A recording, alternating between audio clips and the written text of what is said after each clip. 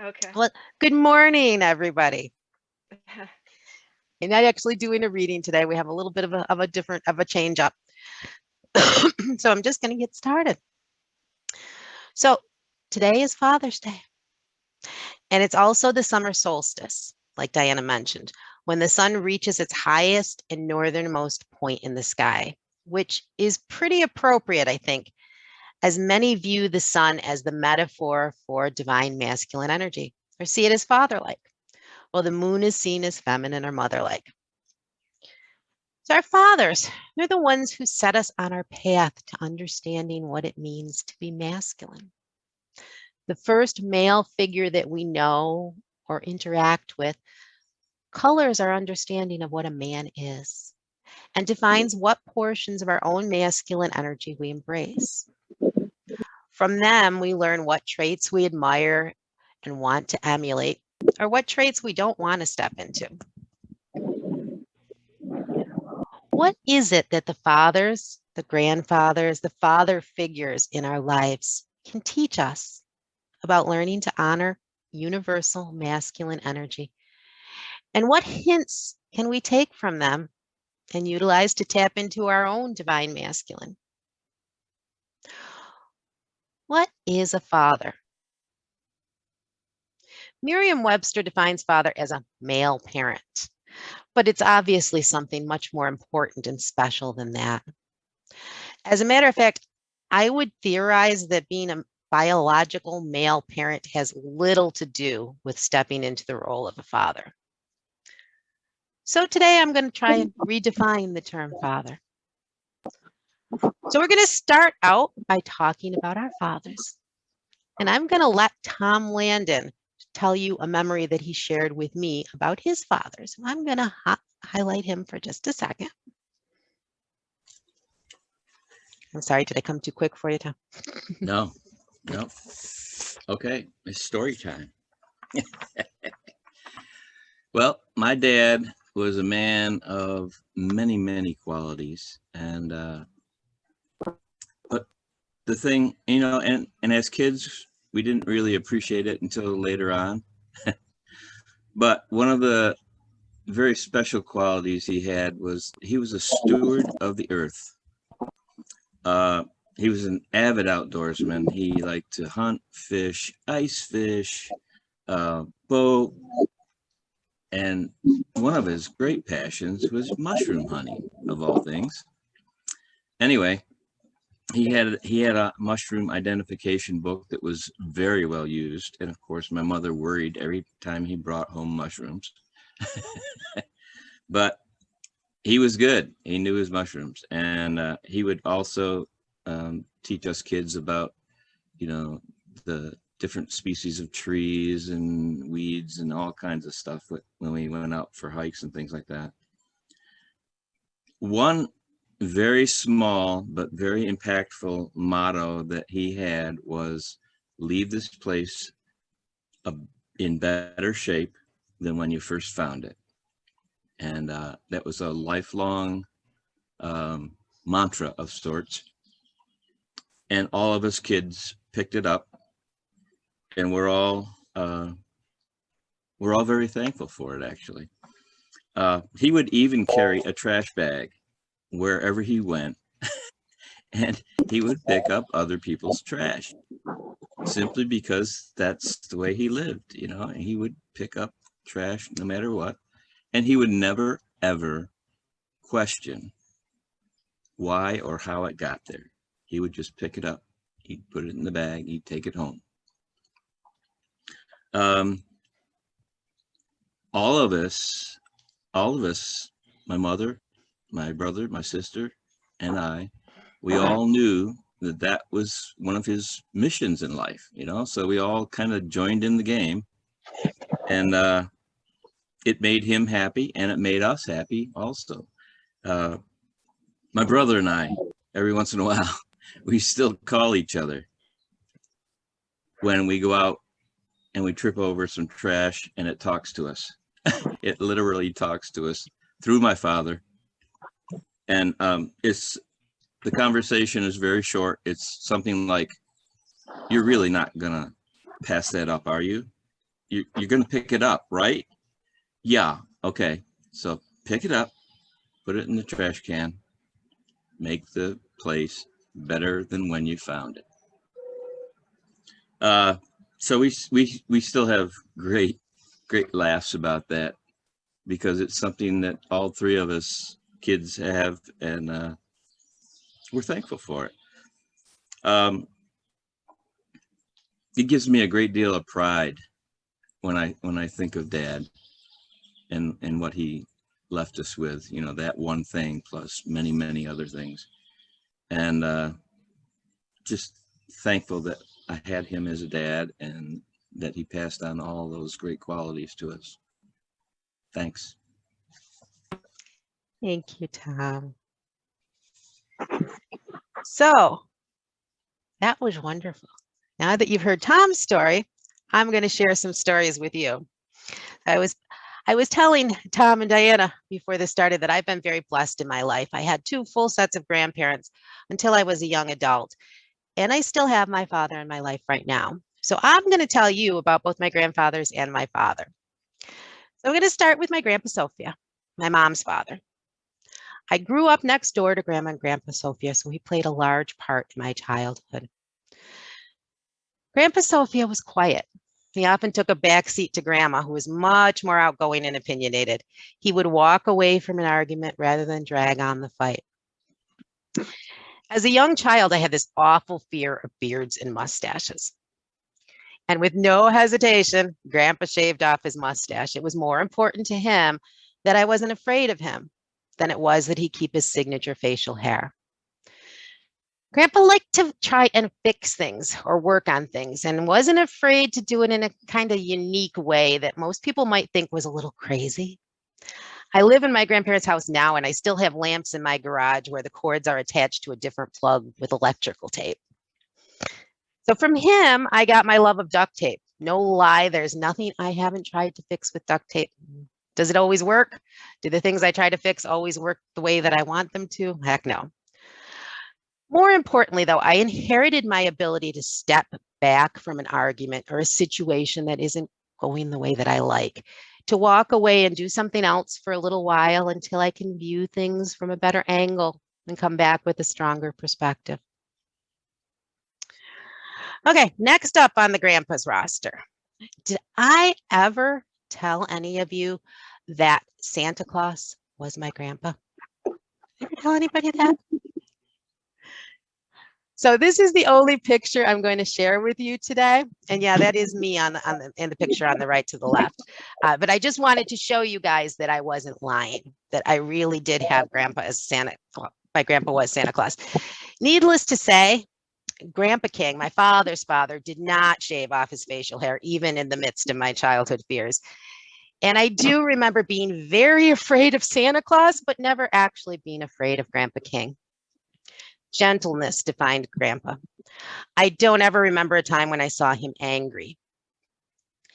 He was, though, one of the worst drivers I have ever met in my entire life. It always seemed like he was off in another world and not really paying attention to what was going on around him. He delivered newspapers in his car, and I have a memory of him almost running me over in a parking lot one day. And not only did he not realize that he had almost run me over, he didn't even recognize that it was me. So from Grandpa King, I got the ability to step into another world relatively easily. I'm hoping that I didn't inherit his driving skills and I managed to stay grounded behind the wheel, but that being able to hop off into another world is what fueled my imagination throughout my life. Oh, and another thing I got from him, a couple of Christmases ago, I was at a family gathering and mentioned to an uncle that my tendency towards excessive worry was a trait that I was trying to heal. And he said to me, "Oh, you got that from your Grandpa King." Now, I don't remember my grandpa ever showing me that worry, but it does explain where I got it from. So now we come to my dad. First man I wanted to marry. Yeah, definitely had a bit of an Oedipus Electra complex as a child. Of course, that desire to marry Daddy was followed by 3 handsome older cousins, Sean Cassidy, and in the 80s when he made a comeback singing with Michael Jackson, Paul McCartney. But Daddy was my first love. I wouldn't hesitate to say that all men following have been held up against my image of him for comparison. So I guess he's kind of like my love yardstick or measuring tape. Now, my dad could certainly be one of those wait until your father comes home dads. Not that he would ever raise a hand, but he was always very black and white, very logical. If something needed to get done, it was getting done without any question. As a child, I hated having my hair washed, and I would fight my mom tooth and nail. And if my dad had to be called in, there was no amount of tears and screaming that would stop the hair washing. I was held firmly under that water. And even though I was pretty sure I was being drowned, the hair washing was done completely. But this talk is about the softer side of our dads, right? One of my memories of my dad where I saw a different side of him happened when we took a trip to Disney World as a family. I was about 9 or 10. I was one of those kids that insisted I had to experience everything, and I wanted to go on Space Mountain. So Dad stood in line with me for an hour and we got on the ride. I said, I experience everything, but I often do it in a unique way. I still do. And as soon as I got on the ride, I realized I'd made a big mistake. So I closed my eyes through the whole thing, except once. I opened them once and saw this look of terror on my dad's face that I had never seen before. So those eyes got closed again really, really quickly. When it comes to my mother, my father's always been a big pile of mush. I remember as a child, the loving words they used to sign off on their cards and notes to each other, lub, L-U-B. And I just remember thinking how wonderful it was that they have their own special term of endearment. So from my dad, I got my understanding of what a true romantic love looks like. I got a touch of his logical side. Although it's not the main aspect of my personality, it allows me to temper and ground that often another world aspect of myself that I got from his father. And although my dad may not have realized that I opened my eyes on Space Mountain, so he probably doesn't know he gave me this, I also learned that it was okay to be afraid sometimes. So those are my stories. What are the memories that we hold on to from these special men who've guided us in our lives? Sure, we remember things like wait until your dad gets home or almost being drowned when our hair was washed. Those times when they stepped into authoritative masculine energy. But those really special memories, those memories that we remember the most fondly, those are the ones where they allowed themselves to be more vulnerable, more loving, more soft. So what is masculine energy? If we look at ancient Eastern philosophy, the masculine and feminine energies were defined as yang, the masculine, yin, the feminine. And it's believed that the interaction of those two forces is what creates change. Yang, or masculine energy, is essentially the force in the world that goes forth. Every other characteristic stems from this basic principle of going forth.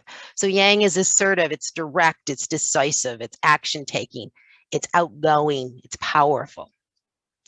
Yin is internal, receptive, gentle, feminine energy, and yang is external, active, and outgoing. In many ancient cultures, the male was seen as the protector, the provider, the conqueror, the epitome of what the Eastern philosophy defined the yang as. Ancient Romans referred to a masculine virtue called virtus, which comes from the Latin vir, or man. In early Roman history, it meant prowess in battle, courage in the face of the enemy, honesty and self-control. Fathers were considered to have absolute power over every matter and every person in their family. On the command of the father, children could be disowned, thrown out of the house, killed, or sold into slavery. Not really what we think of as father-like right now, right? So let's get a little more modern. In the 1960s, the average father spent about 16 minutes a day with their children. If they decided they were going to hard boil an egg, which I'm guessing most of them didn't do, it would have taken them longer to do that. But we're in a time of change right now. We all know it. We can sense it. Modern fathers are stepping into the roles of being nurturers and educators. I found a 2015 survey where 57% of the fathers surveyed felt that being a parent was central to their identity. And you know what? I'm going to hazard a guess that since COVID, This percentage is probably even up there a lot higher. So if we go back to the principle of yin and yang, if those two forces together are a catalyst for change, positive or constructive change happens when the two forces are compatible and kept in dynamic balance. So men are beginning to change. Society's definition of men and women are changing. Feminine energy is becoming stronger and male energy is learning to soften. We're seeing the positive change that happens when yin and yang are compatible and work together. So let's take this thought about masculine energy and fatherhood into our concept of the divine masculine, the masculine aspect of God. So you guys who've listened to my homilies before, you know I grew up Catholic, so we're going to go a little bit in that direction. I always saw a glaring difference between the two versions of God portrayed in the Bible.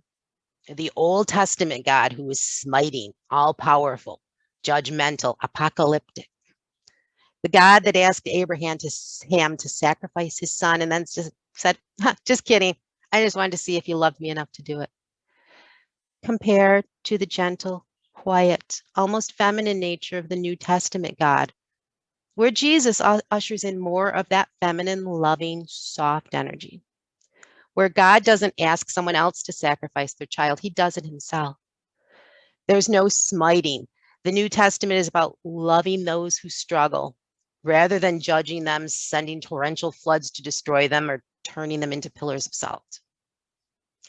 My honest opinion is that the Bible gives us clues to who we are, where we're going, and who we're going to become. That it shows the evolution of man and the evolution of the divine. One of the interesting things I discovered when I was researching for this homily, and I don't think I knew this, but it makes perfect sense to me. God is not referred to as a father very often in the Old Testament. He's called a father maybe 10 to 15 times in the whole of the Old Testament. Whereas in the New Testament, Jesus refers to God as Father almost 200 times just in the four Gospels. So maybe the father analogy is the key to understanding ourselves and our relationship with our own masculine energy. Ancient masculinity was about being a warrior, a fighter, a provider. The Old Testament God represented the epitome of that masculine energy, a deity who expected to be honored and worshiped as the supreme deity. But we're not in those times anymore. We've evolved. We're no longer hunters and gatherers. We're not worried about a hostile neighboring tribe invading and taking off with our women. It's time for us to embrace a softer side of the masculine, one who honors and respects and works with the feminine. And the New Testament Father God shows us that. He loves without any expectations, the broken and the wicked as much as the strong and the faithful. In the form of Jesus, this God bleeds and cries and loves. So remember what Tom told us in the memory about his father. His dad didn't judge. When they were picking up trash, he didn't question how the trash got there. He just saw something wrong and he fixed it and taught his children to do the same thing. No smiting, no judgment, just love and understanding. He was a man stepping into the New Testament version of a divine masculine. So I told you earlier that I thought we needed a new definition for the word father. Rather than the definition being a male parent, I think that it should be this. Father is an undefinable trait that softens the harsh edges of male energy and strengthens the soft edges of female energy. And at the core, a father is love. A father is that divine masculine energy of the universe that is emerging hand in hand with the energy of the divine feminine to guide us in our evolution as soulful pilgrims. So as we celebrate our fathers, our grandfathers, our father figures on this Father's Day, let's honor them not just for their strength, but for their softer side, the kind and gentle core of love that truly defines what it means to be a father. Thank you.